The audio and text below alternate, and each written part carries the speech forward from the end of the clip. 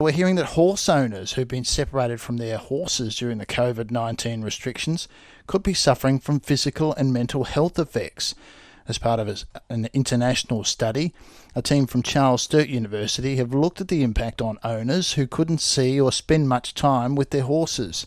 Tim Fooks has more.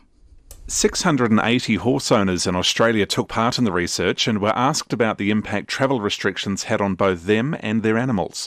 Associate Professor of Equine Sciences at Charles Sturt University, Dr. Hayley Randall, says the last few months have created a range of uncertainty for owners. The four main concerns were around the ability for people to sort of actually do things with their horses like competition, where it actually can add value to horses, so sort of a financial side of things. There were also a lot of concerns around being able to have access to the horses for management reasons and being able to, look after their health and their welfare. And then the final thing was a really interesting thing because it was about the human well-being side of things, which, as an animal scientist, that's normally one of the last things that I actually think of. And there were a lot of concerns around the kind of effects of not being able to see their horses so much. So that was a really quite surprising result for me personally. So the sort of the negative impacts on human well-being as well through kind of disrupted access. While most states and territories classified feeding horses as essential, allowing owners to travel to see them, in some situations owners were restricted on how much time they could spend with their horses.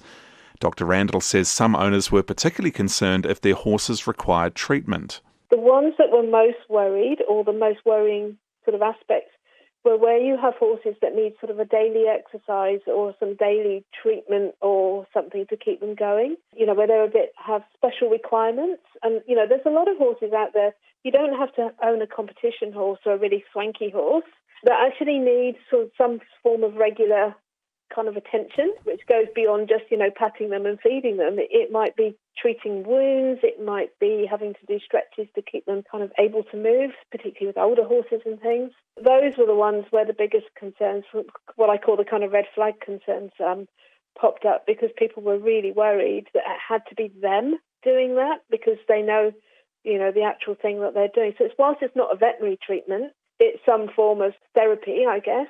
And they didn't want to be leaving that to other people. Naomi Crotty from Victoria had her mare Sunshine on agistment an hour's drive from her home at Caulfield. Once she arrived, she was limited to spending just 1 hour at the paddock, which only gave her time to feed Sunshine.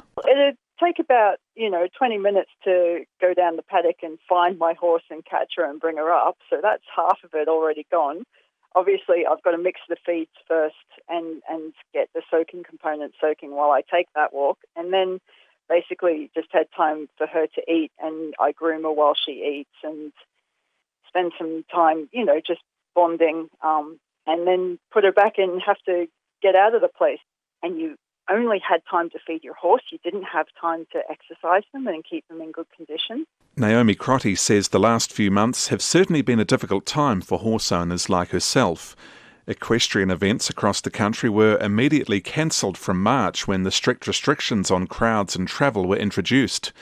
Equestrian Australia's Christine Armishaw says while events are beginning to restart in some states and territories, the restrictions have certainly had an effect on the community. Effectively, any gathering which normally these gatherings are relished by all the equestrian enthusiasts have just not been able to happen, so everyone's had to stay away from each other. What impact have these restrictions had on horse owners who haven't been able to spend potentially as much time as they normally would with their horses, haven't been able to travel with their horses? It's been really quite hard for some people.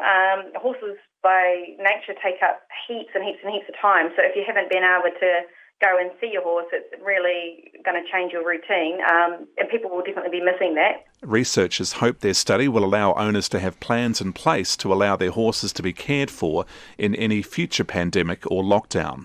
That report by Tim Fooks, and you can read more about the research findings by going to the ABC Rural website, and also the story's up on our Facebook page as well. So head to our Facebook page, search for ABC Rural Facebook, and you can make comments there about your own situation in regards to horses and how you're feeling about it because of the lockdown.